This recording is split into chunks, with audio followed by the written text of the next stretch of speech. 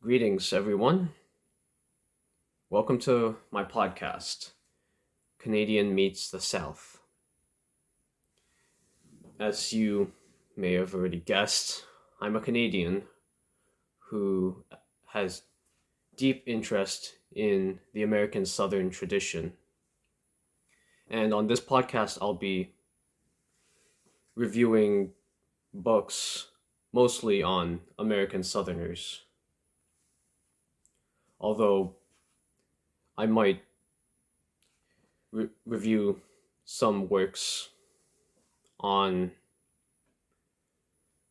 Northerners as well. Robert Frost, for example, the famous poet, he was named after Confederate General Robert E. Lee, but Robert Frost himself was a Northerner. So it might not always be Southerners, but I'll try to keep most of the podcasts here about Southerners. Now, this opening episode will be about the book I had just finished, Senator Sam Ervin, The Last of the Founding Fathers, by Carl E. Campbell. I listened to the audiobook. I didn't actually read it, but I finished the audiobook just yesterday.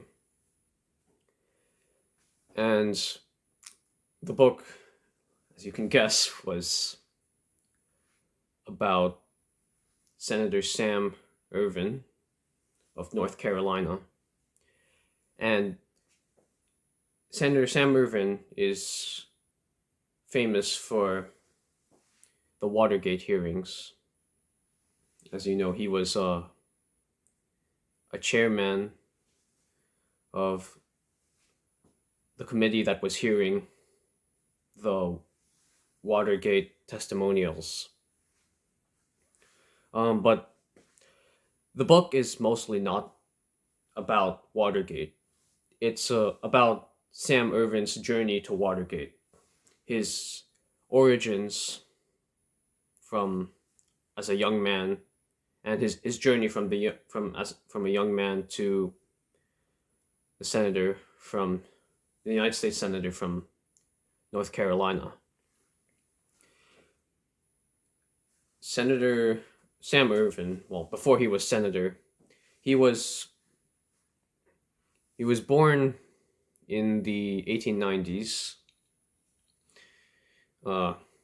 obviously from North Carolina, and his grandfather's generation was from the the Southern War for Independence. North Carolina was a southern state, as it was a former member of the Confederate States of America. And Sam Ervin was born in the 1890s, so it was about 30 years after the war had ended that he was born, and his upbringing, what you would see, he was, sorry, I'm losing my words. The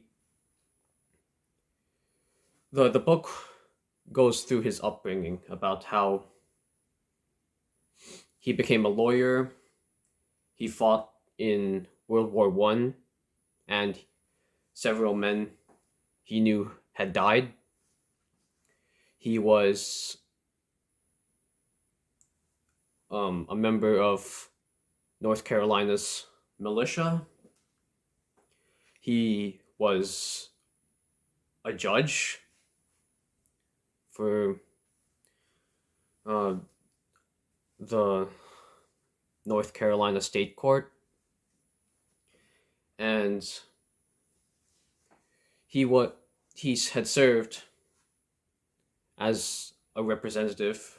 His brother actually was in the House of Representatives, and then he took over when his brother died for less than one term before finally becoming a senator in the 1950s, in 1954, I believe. Now, Senator Sam Ervin is also famous for his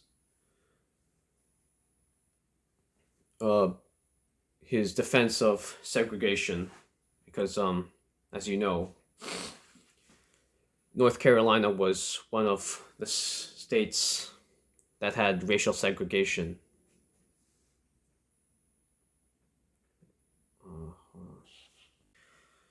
Now, Sam Ervin was one of the chief authors of the Southern Manifesto, which was written in response to Brown v. Board of Education back in 1954,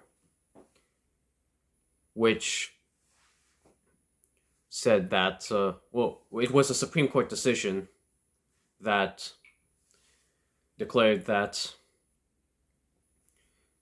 the segregation of schools was unconstitutional. And as a lawyer and former judge, Sam Ervin was one of the Southern Democrats who the Southern Democrats, as in they were a voting bloc in the United States Senate, and a very powerful one. And him being a lawyer and former judge, they looked for his legal the senators, his fellow Southern senators, looked to him for constitutional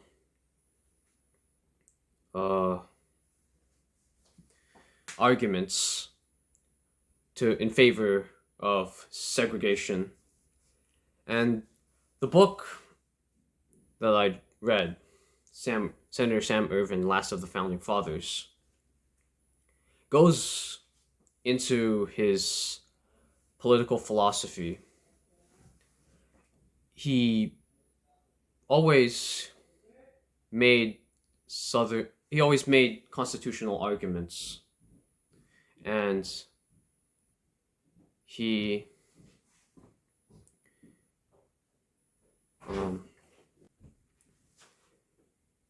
the book would sometimes contrast him with Senator Jim Eastland of Mississippi, who would say some pretty racist things openly, while Senator Sam Ervin would always make the legal defense for segregation.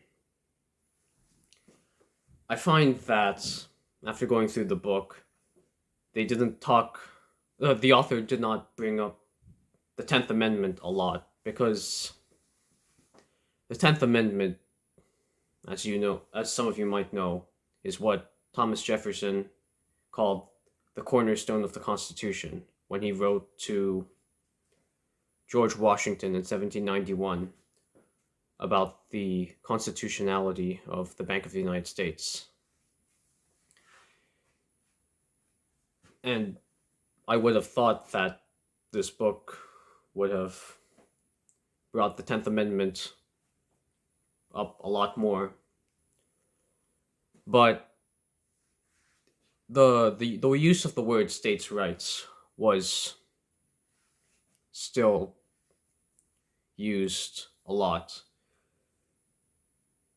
The book also mentions Strom Thurmond, about how he was the leader. No, he was on the ticket of the States' Rights Democratic Party in 1948. But it doesn't really focus on him too much, and it doesn't mention how he switches parties in 1964. Because, well, I mean, it's not going to do that. It's mainly focused on Senator Sam Ervin. And the book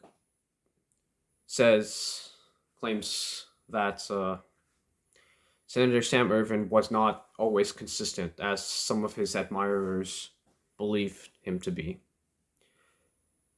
Because his because he's flip flopped on Brown v. Board of Education in 1968.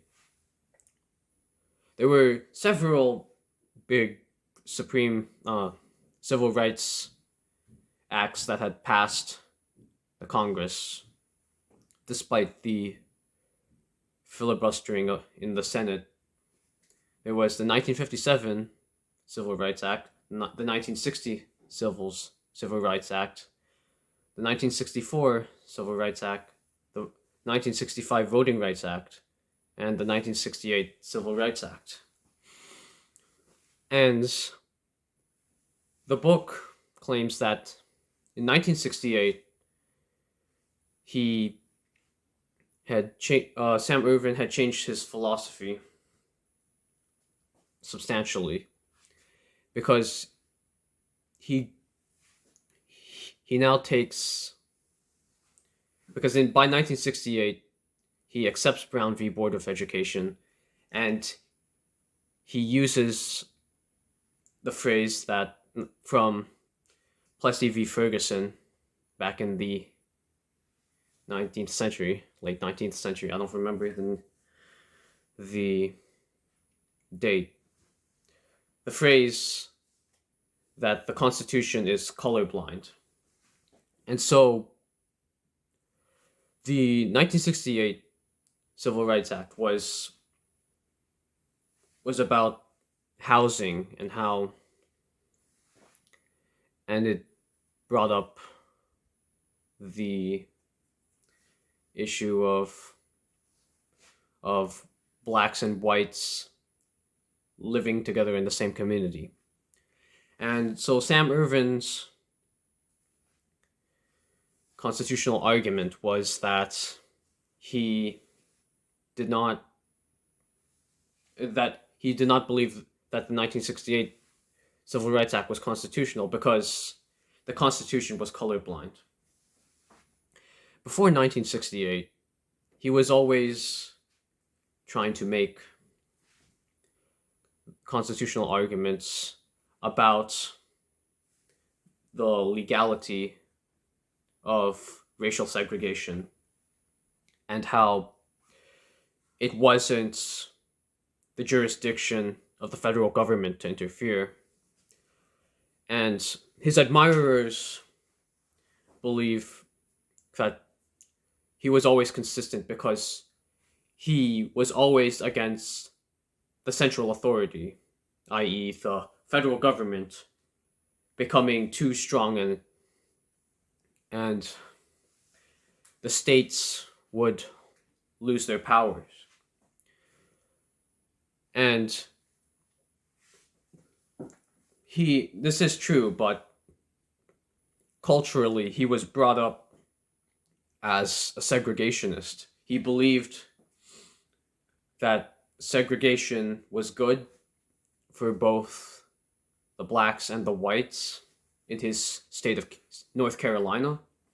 And he believed that both blacks and whites wanted it to be like this, or believed it would be best if the races were kept separate in the state. And then this is a states' rights issue. But the colorblind Constitution argument, it only comes from Sam Ervin in 1968.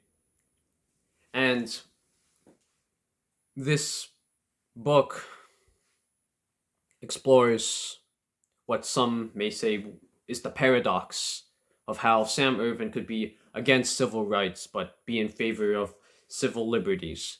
Because he was also a civil libertarian. He was strong on the Fourth Amendment,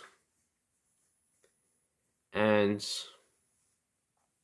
he did not like spying, and he did not like um, the survey questions that were given to federal workers about their sexuality or sexual preference. And he he would be an ally of the American Civil Liberties Union later in his career, after the after the civil rights legislation in the 50s and the 60s. And some people, including some of his Southern Democratic colleagues, who were more in favor the of heavy-handed government when it came to spying and surveillance, actually did not appreciate this. But these people were considered conservatives, while mm, at this time those against spying were considered liberals. And he had an alliance with the American Civil Liberties Union and other quote unquote left wing organizations who were against spying and surveillance. And he was consistent, I would say, in this regard. He, because he still distrusted the central authority from having so much power. So people believed, so his admirers would say that he is consistent in his opposition to civil rights, but his protection, his protection of civil liberties. But he, oh, sorry, I'm losing my words here. The book,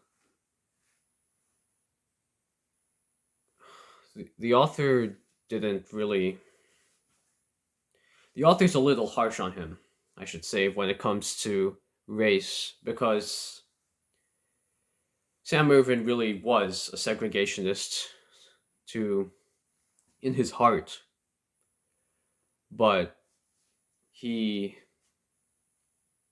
didn't, but he believed in the Constitution, in the United States Constitution. And I from Canadian perspective, I'd say that this is a good thing, because we also live in Canada. We also live in a federation in which the central government is not supposed to have that much power, or it's not supposed to intrude on provincial jurisdiction. And if you want my personal opinion on Sam Ervin after this book, I'd say that I liked his opposition to centralization, but I don't like his support of the Vietnam War. I'd say that his support of the Vietnam War was more of a contradiction than his his support for civil liberties and opposition to civil rights, because the war grew the power of the federal government. And I think some Southerners who were who kept chanting states' rights, like Sam Ervin, I think they failed to see that the Vietnam War was centralizing power. I mean, it did conscript young men, and it costed a lot of federal tax money. But unfortunately, the book didn't go over the war too much. It's it only it only mentioned how Sam Ervin was a war hawk on Vietnam towards the latter part, because most of the first half of the book was focused on segregation and his support of segregation. But I think that when it comes to opposition to centralized power, Sam Ervin was rock solid on both civil liberties and civil rights. It's the war against the Vietnam War. I think that's the problem. So I know that uh, I'm not the best speaker, but if you like this podcast, then please look forward to the next one. I'll try to come out with a podcast every first day of the month. So please look forward to it and subscribe to the channel if you're watching on YouTube. Thank you.